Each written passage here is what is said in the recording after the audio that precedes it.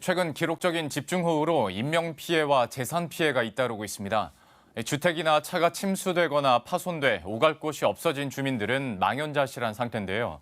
이 피해를 입은 주민들이 정부로부터 얼마나 지원을 받을 수 있는 건지, 또 보험으로 추가 보상을 받을 수 있는 길이 있는지 유지승 기자가 알아봤습니다.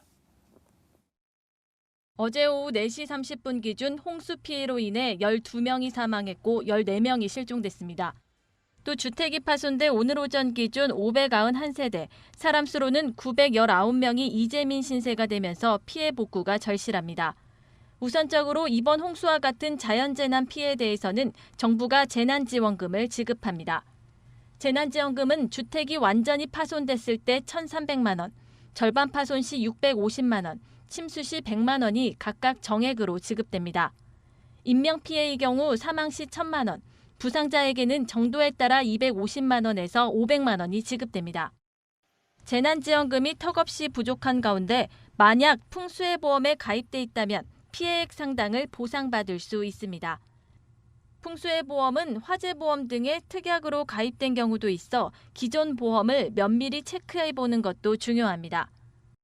재난지원금이 최소 복구비만 정액으로 보상하는 것과 달리 풍수해보험은 피해 면적에 따라 가입 금액의 최대 90%까지 실질적 보상이 이뤄집니다.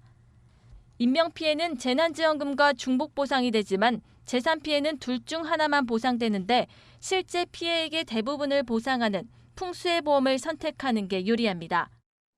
정책성 보험으로 운영되는 풍수해보험은 현재 DB손해보험, 현대해상 등 5개사가 취급하고 있습니다.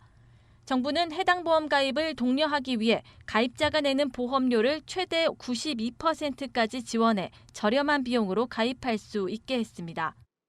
하지만 작년 기준 주택 및 온실 합산 가입률은 18.9%에 불과한 실정이어서 이번 홍수에도 이 보험을 통한 수혜 대상자는 적을 것으로 보입니다.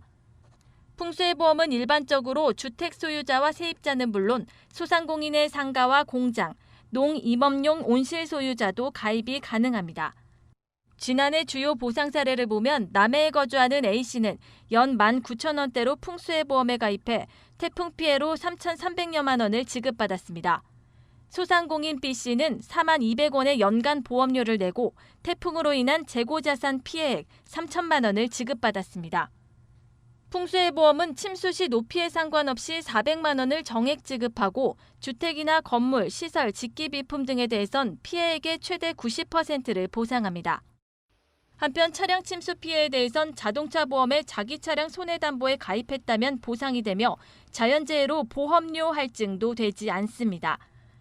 아울러 이번 호우 피해자에 대해선 대출과 보증, 보험료 상환이 일정 기간 유예되고 대출금과 보험금 신청도 신속하게 이뤄지도록 금융권이 지원합니다.